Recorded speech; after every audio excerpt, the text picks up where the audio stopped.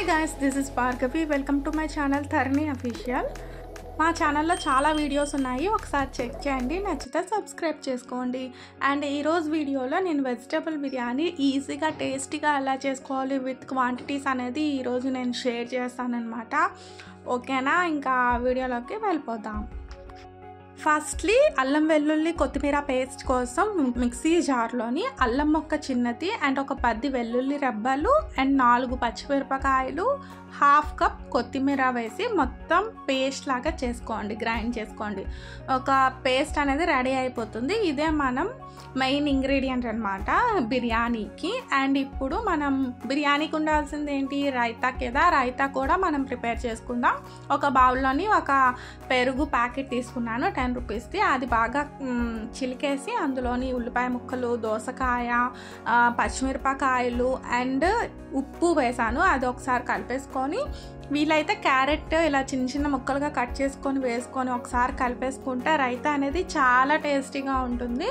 And ఇప్పుడు మనకి రైతా కూడా రెడీ అయిపోయింది. ఇప్పుడు బిర్యానీ ప్రాసెస్కి వెళ్దాం.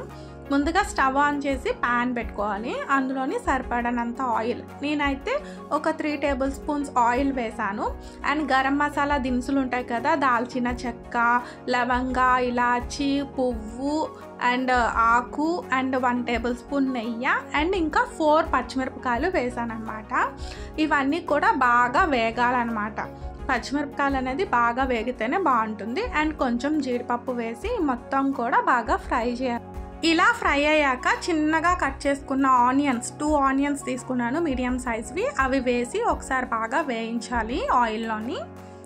చూడండి, ఇట్లా కొంచెం కలర్ కొంచెం చేంజ్ అయినప్పుడు మనం ముందుగా ప్రిపేర్ చేసుకున్న పేస్ట్ ఉంది కదా, అది ఇందులో వేసి, ఇందులో అల్లం వెల్లుల్లి ఉంది కాబట్టి ఆయిల్లోని అల్లం వెల్లుల్లి పేస్ట్ అనేది బాగా వేగాలన్నమాట. ఒక 2 to 3 మినిట్స్ అలా మీడియం ఫ్లేమ్లో బాగా వేయించండి.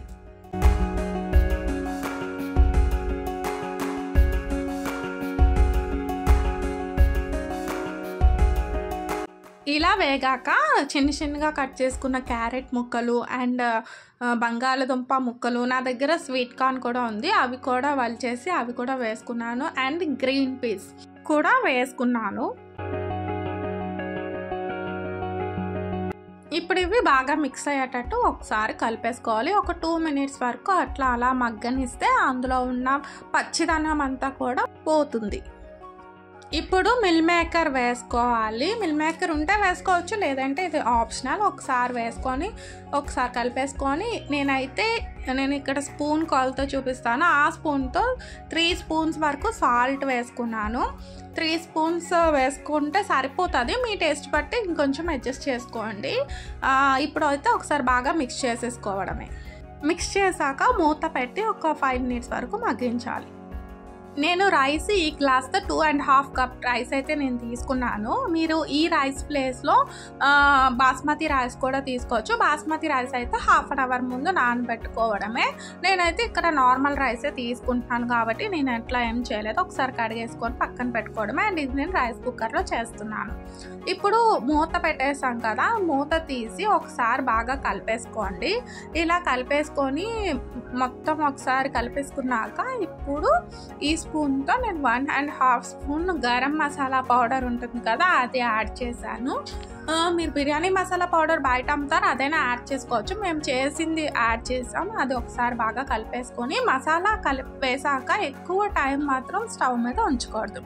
దాన్ని ఇప్పుడు స్టవ్ ఆఫ్ చేసి రైస్ కుక్కర్ గిన్నెలోని రైస్ ఆల్రెడీ కడిగేసి పెట్టుకున్నాను, అందులోకి ఈ మిశ్రమం అంతా కూడా ట్రాన్స్ఫర్ చేసేసాను.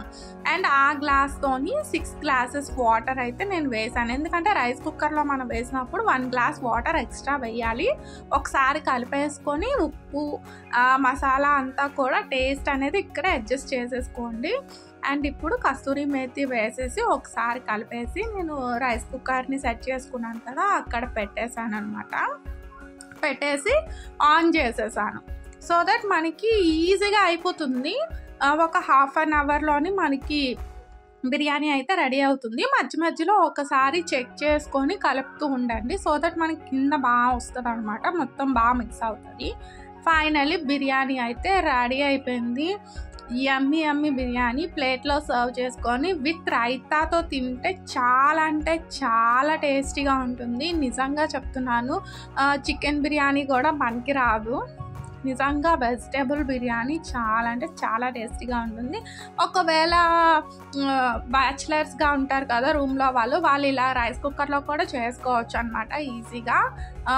మీరు ఇట్లా ట్రై చేయండి, చాలా అంటే చాలా టేస్టీగా వస్తుంది. ఐ హోప్ మీకు ఈ వీడియో నచ్చిందనే అనుకుంటున్నా. నచ్చితే లైక్ చేయండి, షేర్ చేయండి అండ్ కామెంట్ చేయండి.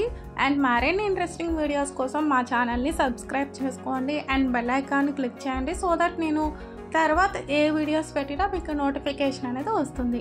Thank you for watching this video till the and మళ్ళీ నెక్స్ట్ వీడియోతో మేము ముందుకు వస్తాం. అంతవరకు thank you, bye bye, take care and have a nice day.